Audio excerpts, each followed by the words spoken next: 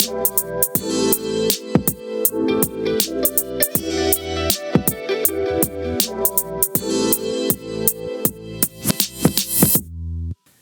everyone, what's going on? Thanks for joining us for another episode of So NWA, the podcast that brings you the voices and stories of incredible people shaping our community.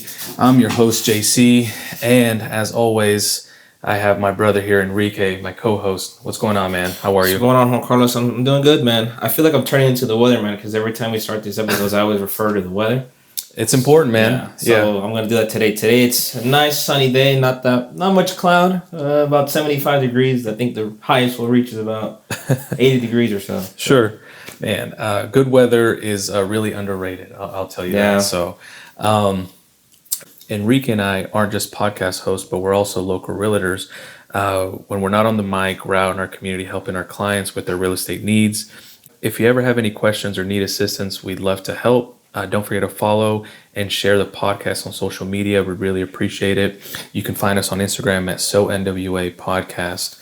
But folks, today we have these two special guests with us today. I've worked with them for a little over a year now, and it really is an honor to have them here. So, Enrique, would you like to do the introduction today? Okay, yeah. So like Juan Carlos mentioned, we got two people here sitting in the room with us. Combined in 2024, they had over 17 million in sales volume. One of the guests is the founder and executive broker for the Diaz team, which is partnered at Fathom Realty. As you guys know, that's the group we're with. But when he isn't selling homes, he's probably out riding on Kohler. And he's got about 8 years in the industry, and he's got 3 little doggies, 3 fur babies. Our other guest is a high-producing agent for the Diaz team, and she's been in real estate for about 4 years now. She also is the team mentor for the agents on the team. Everybody, please welcome Francisco Diaz and Maricruz Gonzalez. How are you doing today? Hey, everybody. Doing great. How are y'all? Thanks for having me. Yeah, yes, thanks for having me. Oh, guys, I love it. Thank you guys for joining Enrique and I. It is an honor and it's a pleasure to have you guys here. Francisco, obviously you are the team lead. You are the one that signs our contracts. You're the one that we go to when we have questions. Mari, you were the mentor for me when I joined the team, and we got to spend some time together. So that being said, both of you guys are unique in your own way, and I'm glad that you guys are here with us. But when we started this podcast a while back, Enrique had brought up this idea of doing a real estate episode and having having these guests come over and talking about the local industry, talking about real estate, kind of best tips and tricks. And I thought, who better than, again, the people that I just mentioned, right? Francisco and Mari here. So thank you guys for being here, and let's have a good time. This is, I think this is going to be really informative to the audience. I think they're going to really appreciate this episode when it comes out. So we're happy to be here. Cool. Happy to add value any way we can. Yeah, 100%. Yes, we are so happy to be here. Thank you. Cool. Well, I know we're barely starting the week. It's Tuesday, right? March 11th. Tell us about your week a little bit. How's it been going? Anything good? Anything bad? What's going on? Yeah, any life events? Any life updates? Great. Yeah. Weather, like Enrique said, has been much better than what it has been this winter. We have sunny weather, t-shirt weather. I'm training for a half marathon, so I've been running almost on a daily. So that's what I have going on, early runs, late runs, just staying fit. There you go. I would say I've definitely noticed you're staying committed to the runs and posting your run times and everything. I definitely say you have progressed greatly I think when you started in December, if I remember right. Yes. So man, I could say shout out to that, because you've committed. You've stayed on track, and your times have improved a lot. So I would definitely be rooting for you in the marathon or half marathon. Yeah. Even if I won't be there, I'm like that. Yeah, I know he's running it. Yeah. Mari, for you, how was your week? How's everything going? How's life? Life is good. I am a mom of 2, so I am always busy with my kids, my daughter and my son. And so, I'm also trying to balance being in real estate and doing that, being a mom, and just doing a lot. But I'm always trying to stay busy, and so far it's hard, but I do the best I can.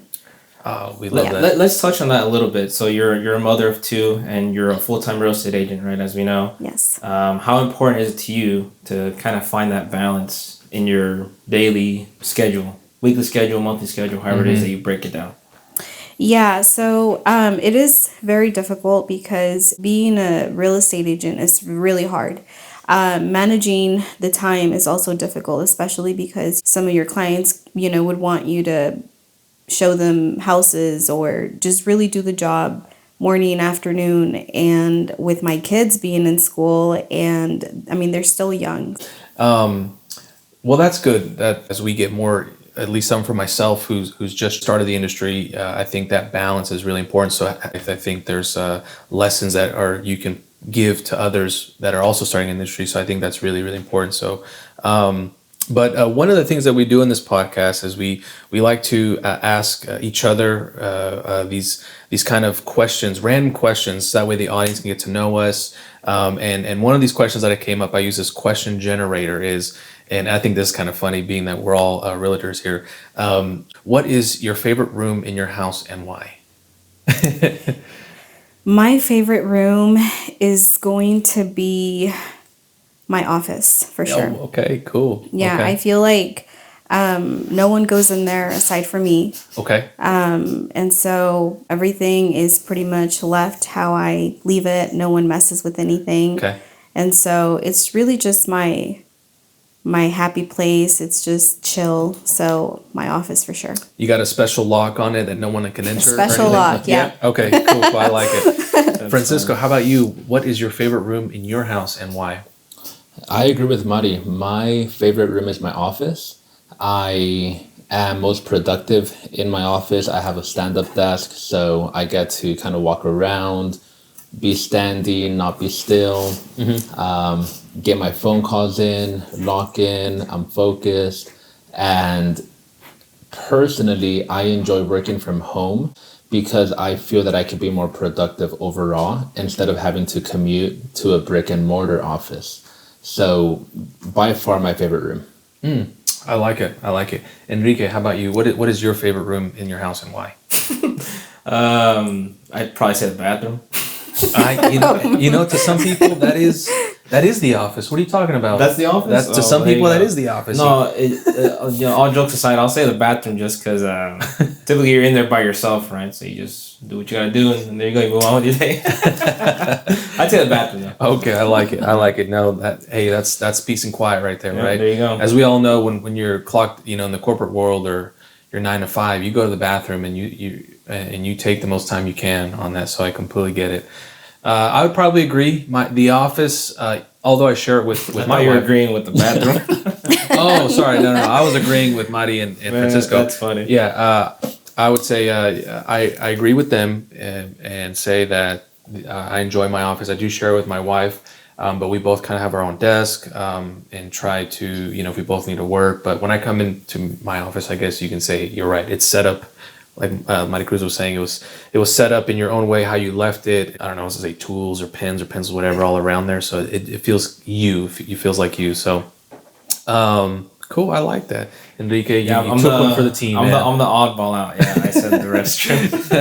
He's the only honest one. Yeah. Oh, okay. Yeah. Well, I mean, part of it too is like, let's say you've had a long day. I mean, for us, for example, we've been showing houses, let's say all afternoon, and it's late in the evening, or you're just getting ready for bed. You go to the restroom. We'll take a shower. That's kind of letting your mind know, okay, it's time to wind down and head to bed and go get some rest, right? Mm-hmm. So that's at least how my brain works. After a run, the shower is my favorite place to be. There you go. That's true. I feel a little better now. Yeah. That's funny. Well, guys, this is one of our first time where we have two guests here at the same time, and I definitely like to get into that. So, and I'll start with Francisco this time. But Francisco, if you're not originally from Northwest Arkansas, how did you or your family discover, or when did you guys move to Northwest Arkansas? Yeah, so I'm born in California. Okay. I grew up as a kid in Los Angeles with my immediate family. In the 90s, we had our first distant family move to Northwest Arkansas.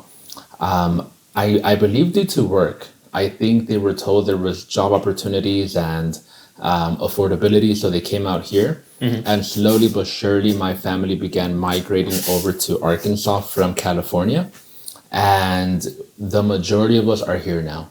So that's what led us here. I moved to Arkansas in 2006.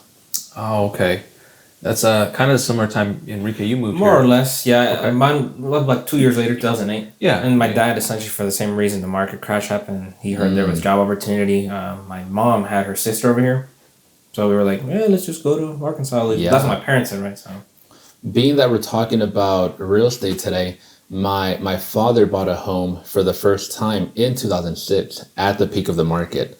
And as a kid, I remember him saying around 2008, and he would laugh about it. He would say, wow, you know, our house is worth less than what our mortgage is. We're upside down. And I think he was at least grateful he had employment because so many people didn't during that time. Okay. So you said you moved here, your family originally from LA, from California, and then over time they moved over here, and you guys were maybe one of the last families to move to the state, or in the middle, something like that? We're a big family. So Okay. probably out of, maybe 15, 20 households, we were maybe number 10, 12. Oh, okay. Okay. But now most of your family is here. The majority is here. I have one aunt in Los Angeles still. Man, if she's ever looking to sell her home, let her know that you know somebody. I can refer her out. So Yeah. No doubt about it. that's funny. oh, that's cool though. I'm glad. I'm sure maybe they have a better way of living out here. I can maybe guess is that's why they maybe moved out here from LA. Oh, no over doubt. time. Yeah. Yeah, and to dive in a bit further, the primary reason was we lived in the middle of Los Angeles in Hollywood. And those who have been to Hollywood know it's not, superstars that necessarily live there. You also have a lot of tough areas, if you will, Yes. especially back then. Yes. And we were kids. The middle school my older sister was going to attend, whenever they did orientation, it was filled with gangs. It was filled with graffiti. We had seen a lot of our neighbors that had attended that school, and they did not have good habits, if you will. And that was the leading cause for my parents to say, hey, let's go check out Arkansas. I think it might be better for our kids to move here.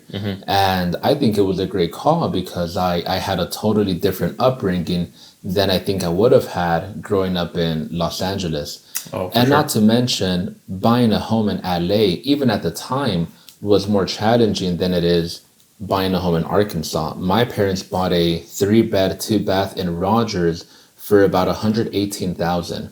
That wow. home is now worth about right under 300, if I were to guess. Okay.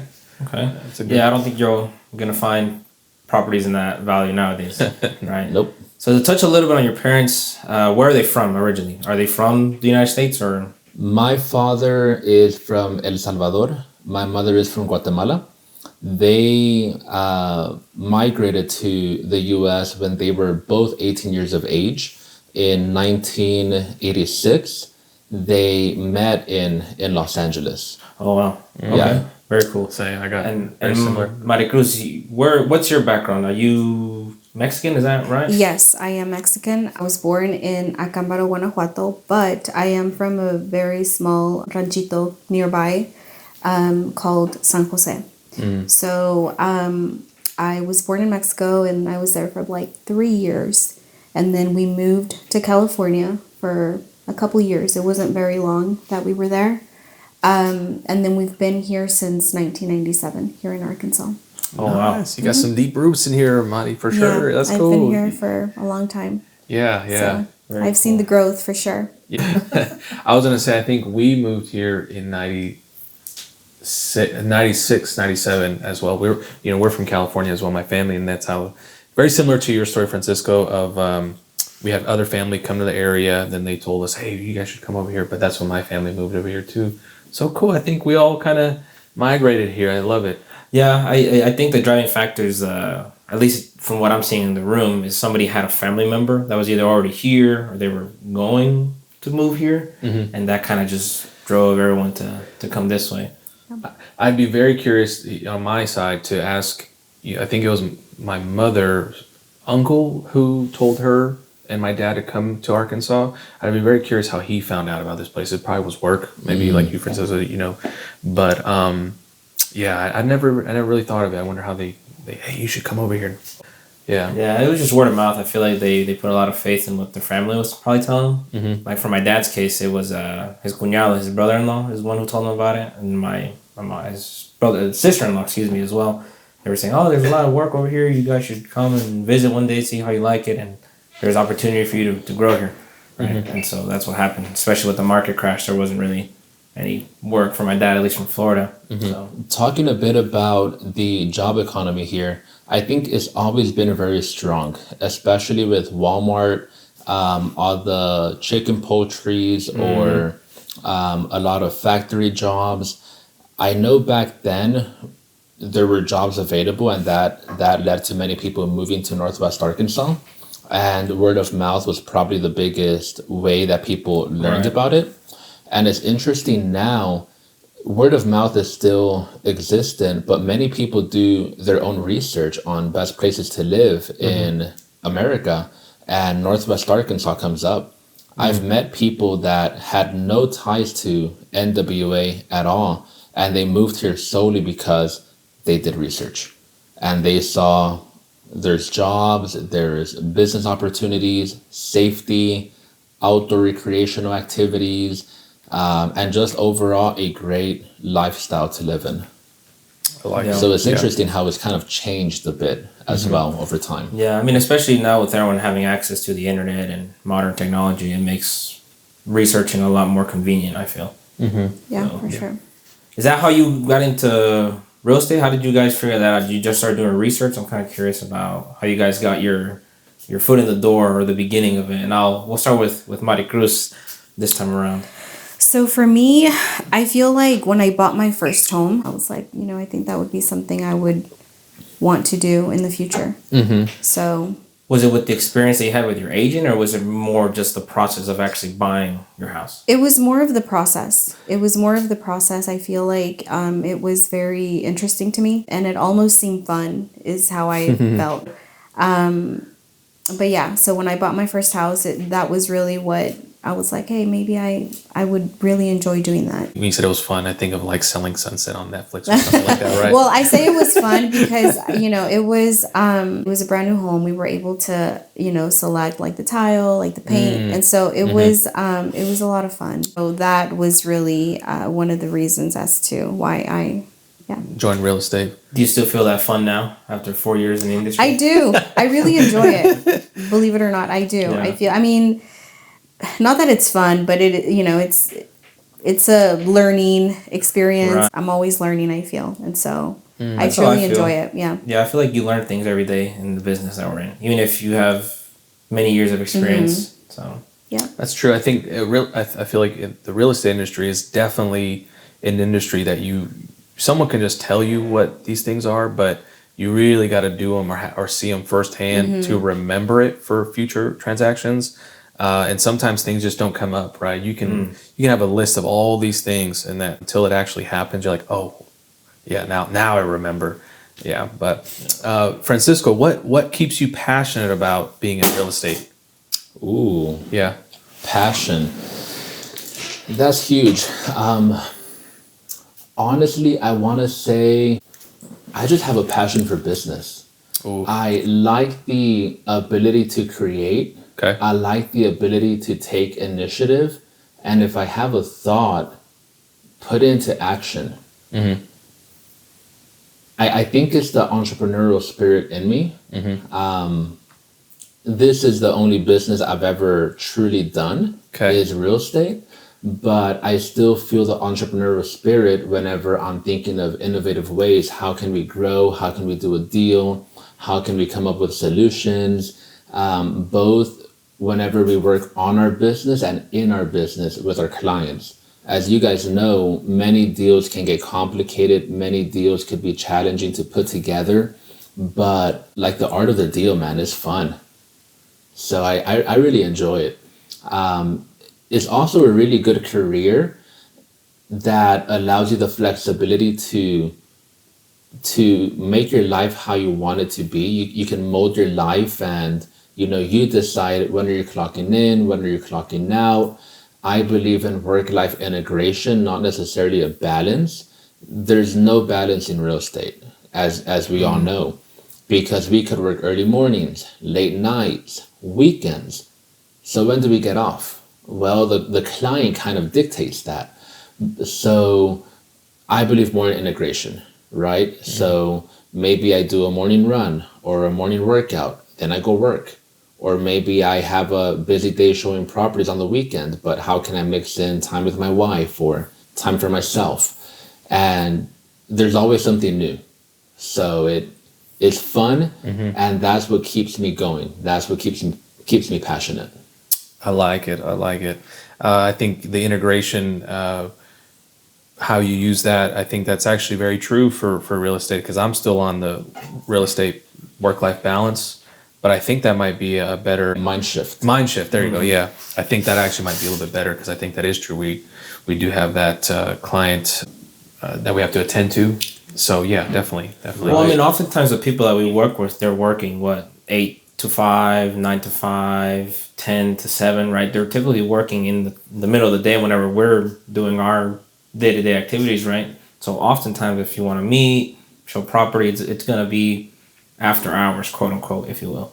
So like Francisco said, are we really ever off? Maybe probably when we're asleep, sure, but I mean, you really never know. I mean, if a client has a need, we're more than likely going to attend to them. Well, let me say this as well, not to get too off topic, but I also believe in putting yourself first. And I've learned that the past couple of years, whenever it comes to fitness and health, I've been prioritizing that for me, because if I'm 100%, I could be 100% for my clients. And there have been times in the past when all I did was work. I was eating bad. I was not exercising because I thought all I had to do was work, work, work. But that drained me from my energy. I wasn't 100%. Maybe I didn't even sleep enough, right? I could argue that I had to wake up early and go to bed late because I had so much work to do. Well, being sleep deprived will make you less productive.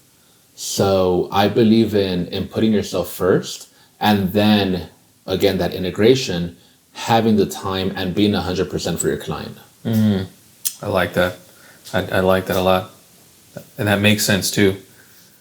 Well, I mean, how else can you even do a good job if you're not really taking care of yourself, right? Like Francisco said, if you're only sleeping 4 or 5, 6 hours a night, I mean, to be quite honest, I mean, people are going to notice that, right? I mean, if they're thinking you're not taking care of yourself, they're going to think, is this guy even going to take care of this transaction for me?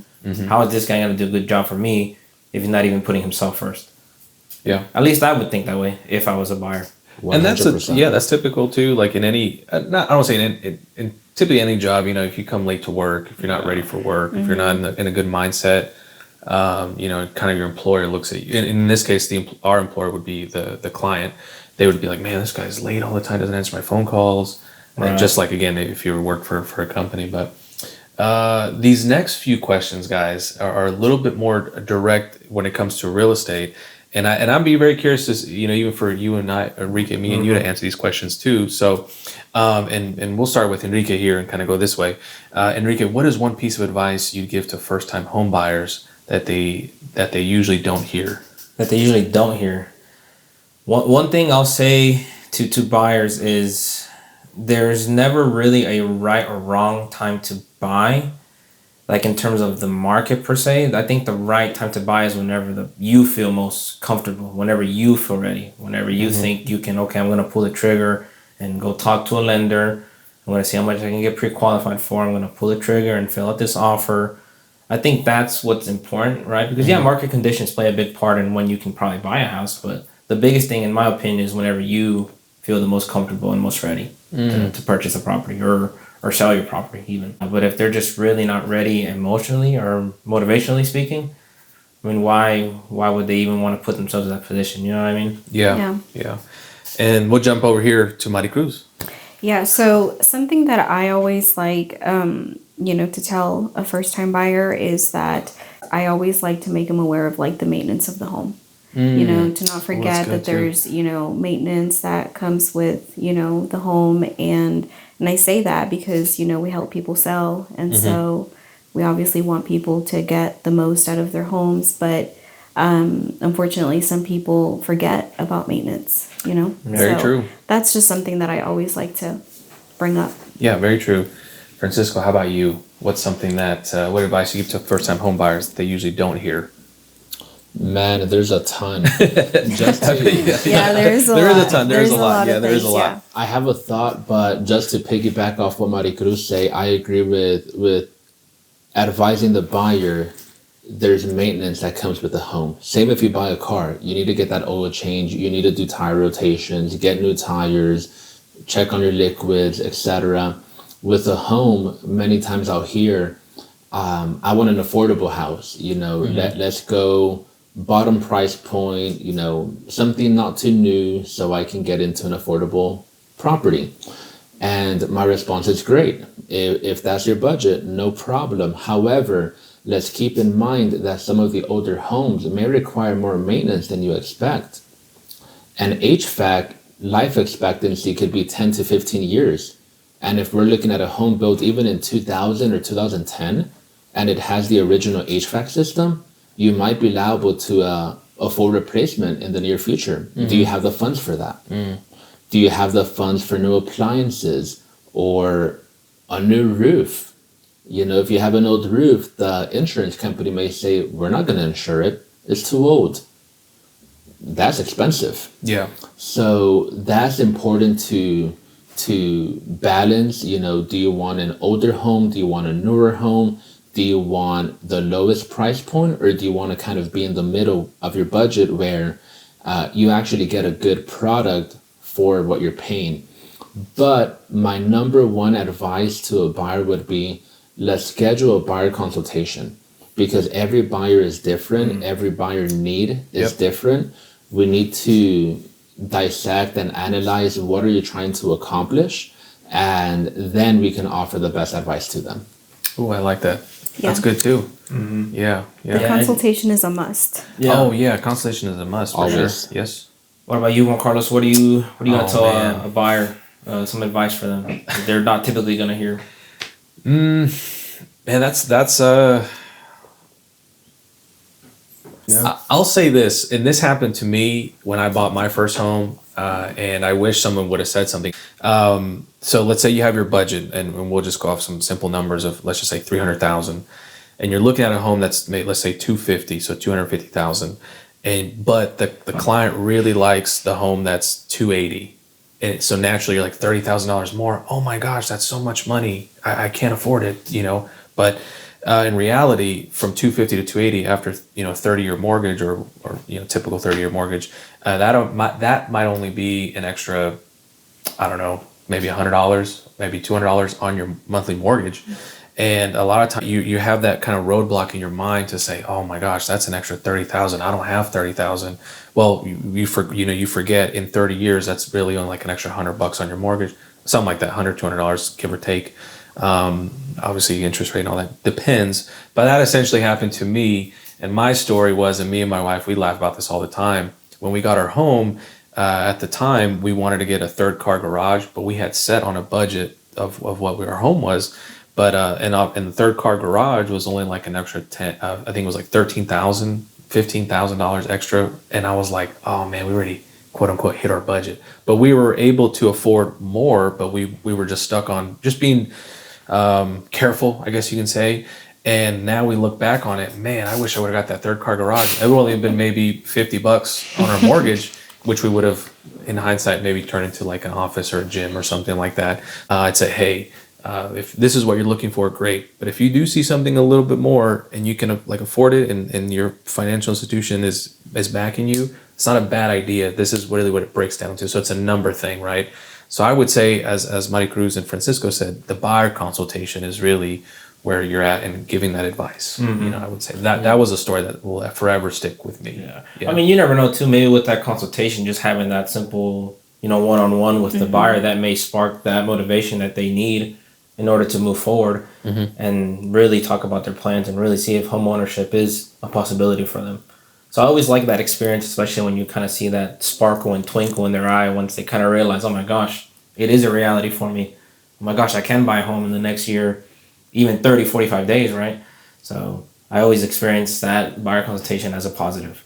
And we buy you free coffee too. Oh, that's right. You buy you coffee, you want a croissant or something too, we'll buy it for you. It's not a problem. Enrique, here, what is a mistake that you see buyers and sellers make all the time? A mistake I see I'll say with the sellers, right? Because Okay, with sure. buyers, I always like to inform them everything that they should do whenever Okay. we do sit down for that buyer consultation. For a seller, you want your house to be kind of like you want to envision, or the buyers, excuse me, want to envision themselves kind of living there, right? They want to see their family there. They want to imagine weekends, having a party, etc. So you really want to stage your house and make it look as if it's ready Ooh. for somebody to move in. That's right? so Kind of good. like moving ready, in Yes. essence, quote unquote. That's what I would tell a seller. Because believe it or not, even a dirty cup in the sink is going to make a buyer go, I don't really like this house anymore. It sounds crazy, but it really is true. I believe it. Yeah. So clean your house. That- If you're trying to sell if you're trying to sell your house, clean your house, please. Well, yeah, one, clean it, but just have it organized. Organized, clean it, Not to say organized, that yeah. people are disorganized. I don't mean that in any negative way, but it really does make a huge difference in terms of pictures, in terms of showings, in terms of feedback. It's really A great example or analogy of that would be if you're buying a car or you're buying a table or you're buying, I don't know, something off Facebook Market, right? And you see this car or table or I don't know, grill, barbecue grill, and it's dirty and it's dented and all these things. Or the car's full of trash on the inside. You're probably skipping to the next, item on Facebook Market, right? You're kind of, oh, I love that Honda or whatever it might be, but man, that on the inside is just full of trash and bottles or whatever it might be. It's dirty on the outside. You might just skip that one and go to the next one. And I think that kind of applies a little bit to your home, to the home as well. So in that case, but No. yeah, I think that's very true. That's what I would say. I would say that's a good one. What would yeah. you say, Maricruz? Yeah. What would be your advice? So, what I've seen, and it hasn't been clients that I've helped. It's Okay. that I have helped, but that they've sold, bought, in the passed. past experiences Is with not them. getting an inspection. Oh, Past I was gonna experience, say yeah. that. Yeah, I was gonna say that. Not getting an inspection. So I feel like that is non-negotiable for a buyer. So Okay, cool. yeah, and I feel like that's huge. Oh man, an inspection is getting all those, getting someone who's professional and what is it called, knowledgeable into the home and making sure everything is working, or at least getting you informed of where it's at in the home. That's good. I really like that too. I like that. I agree with Maricruz. That was going to be my advice too. Get a home inspection. Get a home inspection. And I guess I could dissect that a bit further. Many buyers confuse a third-party professional home inspection with an appraisal, Ooh, or maybe Yes. if it's a new construction home with the city inspection whenever they issue the certificate of occupancy. Mm-hmm. That is not a professional home inspection. Mm-hmm. A professional home inspection is a third-party inspector who the buyer employs and represents the buyers and looks out for their interest. And I see that mistake, not really with my buyers, but I have heard of people buying homes without a home inspection, and then they discover many issues the home had. But I do have one story I share a lot whenever a buyer is maybe leaning towards not wanting a home inspection, even with new construction. So a few years ago at a home in Springdale, I had a buyer who was buying a home that was built just 3 years prior. And he didn't want a home inspection, but he took my advice after some convincing and he got one. And we're not home inspectors. So whenever we show homes, we're looking at the cosmetics, if anything. We're not able to fully inspect the house. Whenever the inspector got there and spent about 2-3 hours inspecting the entire home, he noticed a bit of signs of foundation problems. And the home had been built on a hill. And he investigated further. And he lifted the carpet in a couple of the bedrooms and saw major foundation cracks Oh, wow. that would have otherwise not been visible, because who's going to lift a carpet when you're looking at a home, right? Yep. So that he discovered a major foundation problem. We terminated that purchase, and that was a 3-year-old home. So you inspect every house, no matter what. That's my advice. That's a good story. Yeah, it's That's a good experience. I have a story similar to that too. I had an investor. He was wanting to buy a duplex in Rogers. There's a 2-story duplex, and I think this was built maybe in the 80s or something. I can't remember exactly. And it was on a crawl space. So we do the showing. We're walking through the house, and we noticed that a couple of soft spots. That's pretty, typically a sign of, all right, this crawl space probably not the best. Well, anyways, we do our inspection. Come and find out the whole crawl space needed to be redone. So if the buyer, the investor, I should say, chose to move forward without an inspection, he would have had an expensive problem on his hand. Yeah. So yeah, I advocate for the inspection. Don't ever skip that. Yeah, for sure. I actually had a listing a few weeks ago, and come to find out that when they bought the home that they're wanting to sell, they were not offered to do an inspection. They weren't? Mm-mm. Oh boy. So, it's really important. Yeah. It's really, really important. So yeah, I agree. I mean, you just want to make sure what you're getting yourself into, especially with homes that are resale. I mean, with new construction, I mean, you really never know what could be wrong with the property. So you just want to make sure that things are rocking and rolling the way you want. And very quickly, one final thought on the inspections, to wrap that up. That is also the reason that you need a buyer's agent to represent you when you're buying new construction. yeah. You do have the option to go directly to a builder and the builder's rep. However, that builder's representative only represents the seller, not the buyer. Legally, the builder most times will not allow them to represent the buyer. And if a buyer does not have proper representation, they may never be informed to do a home inspection. But as a buyer's agent, a good one, we can recommend them top reputable home inspectors to go inspect that new house, and any defects the home has, the builder will fix them as part of their warranty. Yeah. Yeah, that's a great piece of advice. Yeah. Have somebody be in your corner. Have someone be your advocate. Yeah, definitely. And things do come up in new construction All the time. all the time. I like going on Instagram. Well, I don't like search this, but sometimes they just pop up, right? Like suggested or whatever. And it'll be like, hey, look at this new construction, $500,000 new construction home. And then it's a home inspector, and he's finding all these things like nails through the roof, things not sealed correctly, like around the window seal. And I'm like, oh man, that's a lot of money. It's your home, right? One of the things that I think about is, and it can be either or. If you're selling your home or if you're buying the home, visit the neighborhood at different times through the day. A lot of times people like a property, they like the home, they think, oh, it's only 20 minutes from where I need to be, it's 20 minutes from work. And that is true when there's no traffic. But then you wake up you move in to this beautiful home, your new home, and now it takes 45 minutes to get to work. And you're like, oh, I didn't know that. Because every time you looked at the home, it was probably at 8 p.m. or 2 p.m. or on your lunch or something like that when there was no traffic. I would say go to that location, or that, whatever property you're looking at, go to it, maybe look at Google Maps for traffic patterns to see if in the morning it's, if anyone buying a house in Pea Ridge, you already know that's one of the number one concerns in Pea Ridge is it's going to take you anywhere between, 20 to 30 minutes to get out of the town if you, after a certain time, right? Like 7:20 in the morning. So I think that's important. And then also noise, but you want to hear what the surrounding area is or sounds like. You could have an airport that the airport is there, but you don't know when an airplane is landing. That happened to me a lot when I lived in California. My dad lived by the airport. It'd be 9 o'clock, 10 o'clock at night, and an airplane would be landing, and it's just so loud.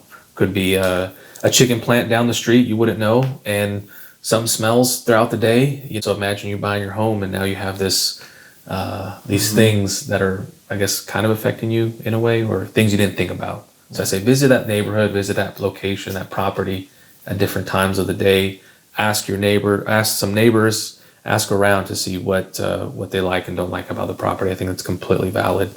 So I like that. yeah, I think that's important. Some practical, something simple. Yeah. You would hate to move into a home and then it's like, oh, what? I mean, even future developments too. You want to make sure if they're doing anything around the house, like are they gonna make commercial around this area? Are they gonna make a landfill in 5 years behind her? You know, just a crazy example, right? But you want to make sure what's happening around you also. Agreed. So we've been in the real estate industry you've been in it for 8 years, Maricruz 4 years. I'm coming up with my 3rd year here. Juan Carlos, a little over a year. I want to ask you guys, if you could start all over again, what would you guys do differently? From 2025, you just got your license today. What would you do right now? With all the knowledge that you've had for the last couple years, what would it be? We'll start off with Mari. Okay. Well, for me, I'm actually going to say something really nice that I think I share it all the time. I don't know if I would change really anything because when I started, I really felt like Francisco really helped me so much. I don't know if I would have gotten that elsewhere. I've been with Francisco ever since I started in real estate. And so he has really taught me a lot. And so anytime I need anything, any questions, like he's always there to help. Nice. So I'm really grateful for that. Ooh, I like that. That's true about Francisco. Yeah. Like, in his 8 years of being in real estate, and I find this funny, right? You can ask him a question, and let's say you're in person with him. You're like, Francisco, what do I do with this? He'll cross his arms and he'll put his hand on his chin and he'll look at the sky and he'll take a big, deep sigh and go,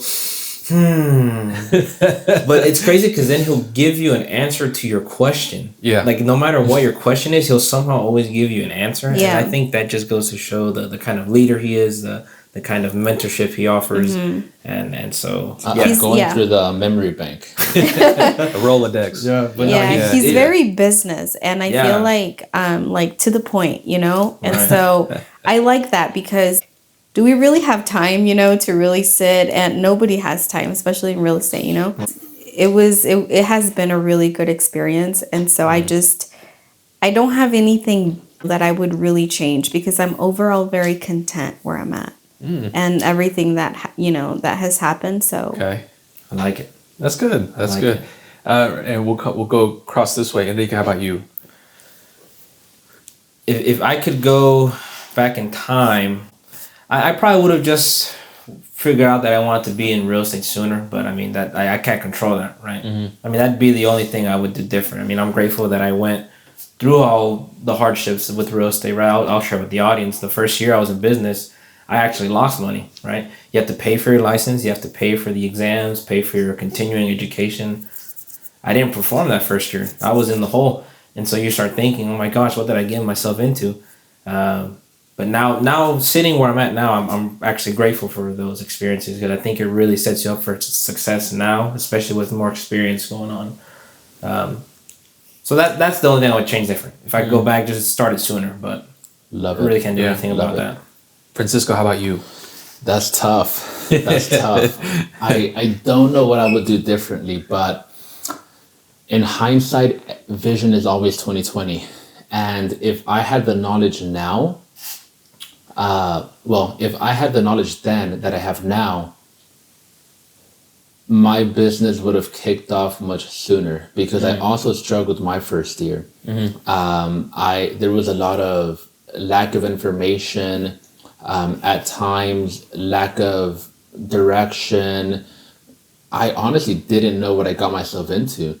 And it wasn't until year 2 that I joined a team and got a mentor to invest in me that I actually started doing good. So knowledge is key. I think just knowing as much as you can about the business, about real estate, about working with people, that's huge. This business is more about people skills rather than knowing about a house and a product. So that's what comes to mind. But I wouldn't necessarily change anything, if you will. I think what I've learned in the past 8 years has allowed me to be where I'm at now. But I couldn't make myself smarter, 8 years ago. I've always pursued higher education, and I've just learned as I went, and whatever I learn, I put that into action. Yeah, I like what you said about the people part of the business, Yeah. right? And I'm going to refer back to a couple of our episodes, one with Coach Smith and one with Mr. Resendez, the principal of Oakdale Middle School. One thing that they both said that was they had in common with what kind of what you said is people don't really remember what you tell them, what you're wearing, the kind of scent you have on, how your hair looked that day. They're going to remember how you made them feel. And I think that goes real well with what we do every day in real estate. I make them feel good, you know. Yeah, very powerful. Yeah. They just, they bought their first home, or buying a home, selling a home is a big deal. And you're there to support them in that transaction, but also inform them, give them a good experience. You can say teach them something, or just help them through that transition, and they should remember that if everything went well. Yeah, yeah. What about you? What are you doing differently? I've only been doing this for about a year, but something I could have done better last year is really get over it's not a fear, but get over with the social media content creation. I think getting more comfortable with it, I think would have been good, because I'm kind of learning that now. But I think doing that, getting in front of the camera, being more being more intentional about the content and the information I put out there, I think was really key. But and I think this year that's what my focus is getting more information, getting more knowledge from my peers, people who I'm sitting with here in the podcast, Enrique, all these friends and family, and try to send that out, if you will, to others to see who is I guess who's listening really. But we're going to do this question, a rapid fire question, in a way, just answer and then we move on. But Francisco, what is the best piece of advice you have received, or a really good piece of advice you have received, and how did that impact your career? Wow. I know. Putting me on the spot. A piece of advice that has impacted my career? A piece of advice that you received, and how that basically helped you in your career, helped you as a person. I'll say maybe a little bit more broad. Man, there is so much, but being that it's rapid fire, what comes to mind is I like seeking wisdom from any source, any person, any book. I read a book recently called Essentialism, and it is around the philosophy of doing less but more. Mm-hmm. Many times we get caught up trying to do it all. We only have 24 hours in a day. We don't have time to do it all. We have to focus on what is essential. And that is one thing that I've been applying to my life here recently. And like today, super busy day.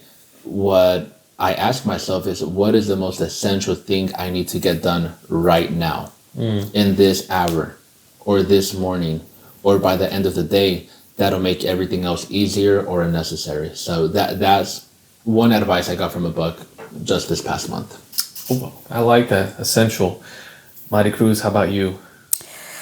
So there is a lot, but I think one that I'm sure many people have heard is really that nothing is handed. I mean, you have to put in the work. And I feel like in real estate, that's huge. Like no one's, I've said it all the time. People are not going to go and knock at your door. Hey, you want to help me, sell my house, buy it. And so, you got to put in the work. You got to be very committed. And so, again, nothing is handed. I like that answer. During my CE classes, I took a few months ago for the license, right? I don't remember the instructor's name at the moment, but she said something along these lines, and how it applies to real estate. But I took that and I never really thought of it like that. But she said real estate is a really emotional industry, and what she meant by that was, or it can be a really emotional industry, because you get a phone call and, oh, hey, I want to sell my house. It's $1 million or whatever, and they call you. You're the seller now, or you're the agent for this transaction, and then they can call you, and you're super excited. You're, oh man, I just got this $1 million listing. Oh man, everything's the best. Yada yada yada. Then call you a week later, and they say, you know what? I don't want to sell it no more. I'm good, and you're done. But they can kind of change their mind and say, you know what? I want to keep my house. So something along those lines is, we're in a really emotional industry, driven industry, that you want to kind of keep that in checks and balance. You say, hey, you get that phone call, I want to sell this house. Okay, sounds great. Let me do this buyer consultation with you, or selling consultation with you, and sounds good. We'll set up sometime next week. Kind of hold that emotion at balance, and because you never know, it might come through or might not come through. But someone can really, to some people, that can really affect them. Say, oh my gosh, you're in the moon for an hour or a day or 2 days, and then the next day they're not, right. They hit kind of rock bottom because they maybe pulled that listing or whatever, and that might hit people harder than others. But I think that's definitely an industry that we face, or that we're in. And I think I kind of use that piece of advice for a lot of things outside of real estate too. It's just like, you know what? Is it going to take that much from me? That emotion. But I think you were going to say something, Francisco? Yes. So what I always tell our agents and our clients is the deal is not done until it's done. Yeah, There's correct. so many conditions, so many contingencies. Even if you think it's a clean offer, if you read the contract, there's a ton of conditions that have to happen. Yes. I've had deals fall through 30 minutes before closing where somebody pulls the plug. So we cannot let our emotions get into it. Yeah. So again, a lot of people, when she said that, I said, oh, that's actually very true. Just even a few months prior, I got a phone call, and I'm so happy because someone called me from giving out my business card, and they never bought anything, which is fine. But in that moment, you get that excitement, and then next thing you know, you're like, well, why are they buying anything? And then you kind of feel, down, I guess you can say, in a way. So that's definitely the industry that we're in. So, Ika, how about you? The best piece of advice that I ever received, or a good piece of advice too, I've heard this from Francisco, but and I've heard it from many other people as well. But you won't fail if you don't quit. And I think of that literally every single day. Like even especially on the days where, because I'm human, right? There's days where I wake up like, man, I don't wanna do it today. I'm gonna be real. But I think of that and dude, it like lights this fire inside of me. I don't really know how to describe it, and it kind of gives me like a sense of urgency, if you will. So yeah, to aspiring agents or anyone that you want to do something in your life, you only fail if you quit. So don't quit, and you'll make it far. Powerful. So Powerful. Love it. I always think about that. So something we do here. Again, we're there's four of us here. So we can talk for like 3 hours if we really wanted to, right? But something we like to do here in So in the Way, this podcast, is we really want to highlight the area, right? We want to make sure that we're giving a shout out to the place we live, the place where we're nurturing our careers, right? So to both Maricruz and Francisco, what would you guys tell friends or families, maybe people who haven't been here for the first time, they're going to come to Northwest Arkansas for the first time? What's kind of like your go-to spiel? What do you let them know about this area? And we'll let Francisco go first. So just so I'm not highlighting stuff that people don't like, I'll often ask them first, or hopefully I know them if I'm talking to them, like what kind of person are they and what do they enjoy? Because I feel like Northwest Arkansas has something for everybody. If I'm speaking to somebody who's like me, I'm going to be like, there's affordable housing, great job economy, there is great outdoor recreational activities like mountain biking, hiking. We have the Greenway Trail system. You have a ton of pickleball courts going up in every single town, even the small ones in NWA. I think I heard Pea Ridge is getting a pickleball court if they don't have one already. Yeah. I'm talking about the museums, the arts, the restaurants, the coffee shops. What don't we have? So that's what I'll often tell them about. Or if they're coming from another city or metro or state, I'll kind of make some kind of comparison as to what we have that they may also enjoy doing where they're coming from. Or something that they have not experienced wherever they are, like in the city. A good float trip. Exactly. Yeah. I would say a good. Yeah, there's a lot. There's a lot. Mari, what about you? What do you tell your family and friends if they're coming to visit you for the first time in Northwest Arkansas? What do you tell them? What do you say about this place? So I feel like overall it's a very safe area. I think, in comparison to like other places. I agree with what Francisco was saying. Like, you know, they're all different. It really just depends on what they like to do. And overall, I feel like I always say how it's very safe here and you can do just about anything. And, you know, I don't know if you guys get that from this area, at least now, you know, for sure. Who knows in 10 years, but like for now, it still feels fairly safe. Yeah, I believe that. I would say so. Yep. I think I grew up, when we first moved here, I grew up in a neighborhood where it was just duplexes. And that was one of those neighborhoods where if you want to know where all your friends are at, you just look at the driveway. If you see all the bikes out there, you know that's where they're at.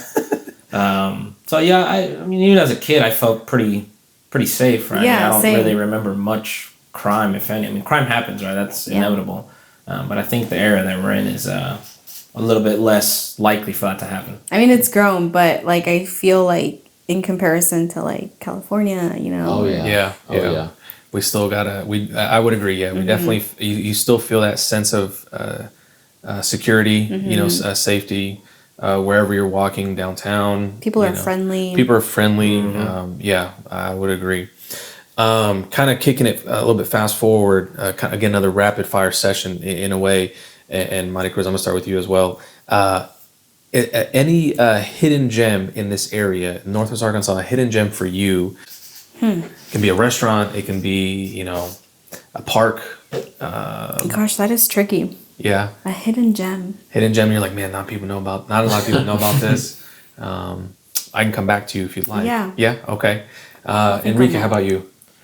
I wouldn't say it's like a hidden gem, per se, but something like local to us. You know, maybe that might make it a little bit more broad. I brought it up in the last podcast, but I feel like maybe not Taco Bell, not this time. I as listeners know, I love Taco Bell, man. That $5 box is gonna hit every time. But I wouldn't say it's really like a hidden gem. I don't think, at least to my knowledge, most people just know La Taranda to be just like a little grocery store. But at the very, very back of it, there's a little restaurant there. So good. Oh, that place is so good. So good. They have like, I think, one of the most authentic, if not authentic, like to a T in terms of Mexican food. They do a really good job.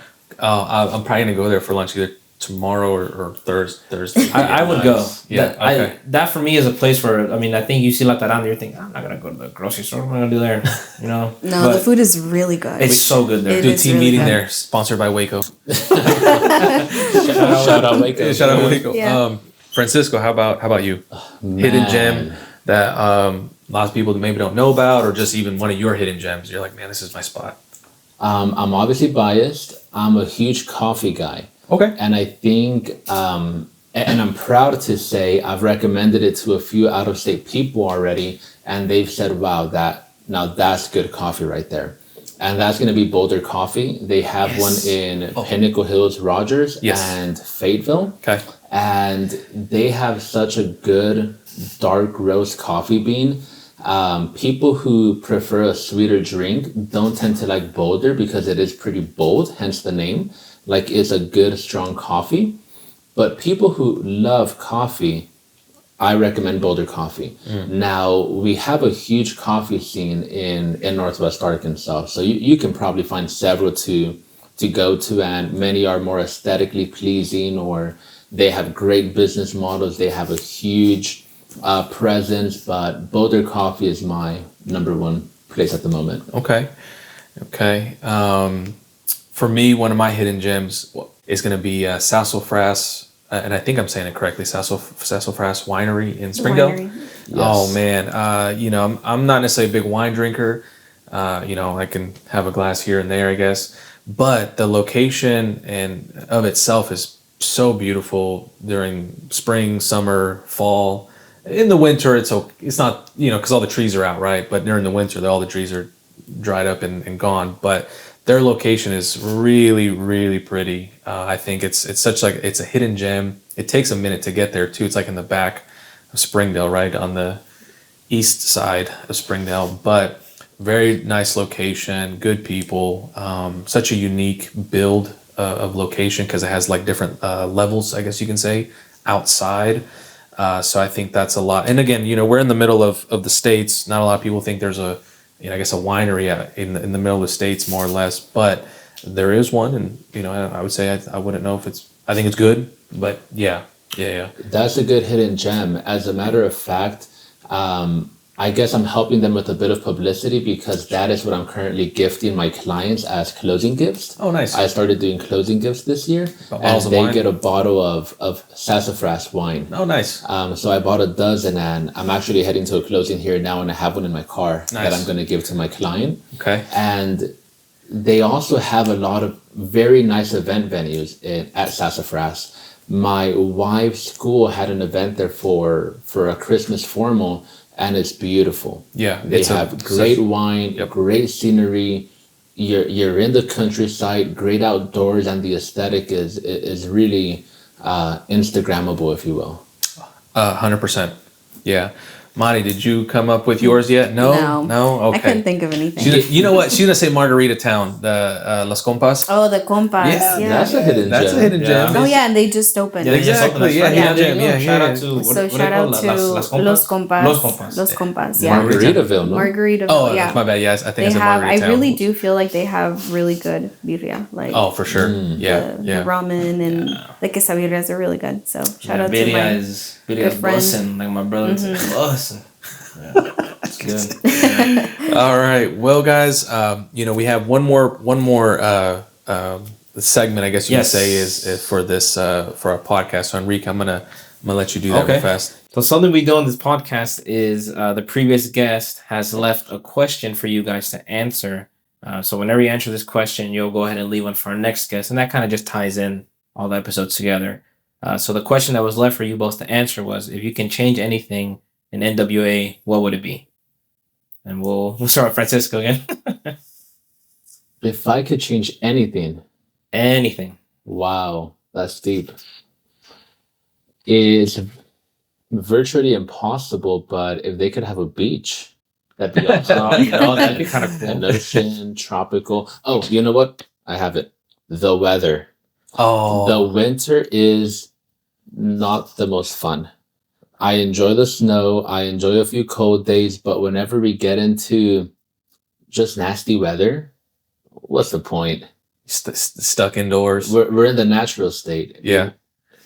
But yeah, that's just me being picky. I love Northwest Arkansas, how it is. Yeah. Well, that's a good one. I think you're right. I think if we had maybe just a little bit less snow, or even that nasty weather when we're talking about maybe, and what we're referring to is maybe, and I think this is what Francisco's referring to is, like the black ice, right? Those days that we can't kind of move around town, the freezing rain, tornadoes. The tornado, we did just get one last year, but to my knowledge, I think it'd been a long time since we had one prior to that in town, which is obviously, was not a good thing, but Mari, good for you.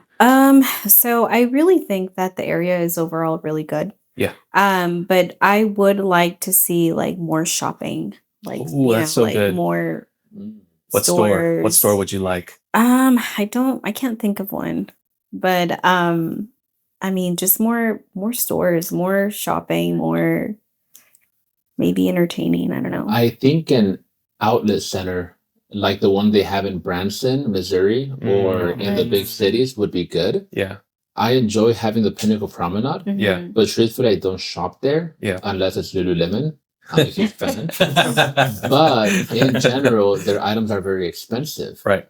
Outlets, you get a phenomenal deal. Right. Yeah. Yeah. And I think we're big enough at about 600,000 people in our metro where we should probably deserve one by now. Yeah. Yeah. If any investors out there listening, Northwest Arkansas, 100%. great place to make an outlet. Yeah. Yeah. I might say, give me a Nordstrom's and a Macy's. It'd be pretty good. or we're at least getting that new Whole Foods there in the Pinnacle area. True, That'll true. be a mixture of commercial and residential. So Oh, yeah. Yeah. so that'll be pretty nice. Hopefully, I feel like eventually it'll come. I think that I think it's so, just too. Yeah, a matter yeah. of time. I do agree with that. All right, guys. So now it is your turn to leave a question for our next guest. And this, I don't know. Actually, I don't know who it is. And it'll be a double question. We'll be okay with that if they Double ask question? two questions. Sure. Yeah, just because there's two. And it can be any question. It can be something simple. What's your favorite pizza topping? Yeah, What's, something crazy. Yeah, it can be anything. For me, it's going to be what is your next goal in the next 12 months? Oh, okay. Ooh, I like it. Golden. Mine is gonna tie in back to real estate Okay. and a bit more of dreaming. So, what is your dream house? What is, Ooh. if you had a magic wand and you could automatically live in your dream home, what is it like? And describe it for the audience. Ooh, I like that. Very good. Yeah, that'll be a nice little visual to Yeah, imagine, and then to any builders visualize. listening, maybe they can make it. Sapphire House. Sapphire House. Oh boy. Cool, guys. Well, Francisco and Maricruz, thank you so much for joining us today. I mean, the time we had together was just phenomenal. I think, for us and for the audience, we get to know more about you guys. And this was, we did our best to try to do a little fun real estate episode. And I'll give you guys just this quick second to if you guys wanted to. Give any social media, shout outs to yourselves or anything like that. I'll give you that time. The Diaz team, NWA.com. You can find us on Facebook, the Diaz team at Fathom Realty, Instagram, Homes NWA, or you could just look me up, Francisco Diaz. Nice. Yeah. Yeah, same. I am actually under Mari Albarran on Facebook and Instagram. And yeah, everything that Francisco said for the Diaz team. So Cool. look So us up. So yes, guys, it's going to be the DS team at Fathom Realty. Like I said, I'll put that in the when I post this, and it'll be in the description as well. So if you guys wanted to check this out, feel free to. But again, guys, thank you for tuning in. We enjoy our guests. We enjoy the time that they have with us, and we're going to catch you guys on the next episode. Take care, everyone.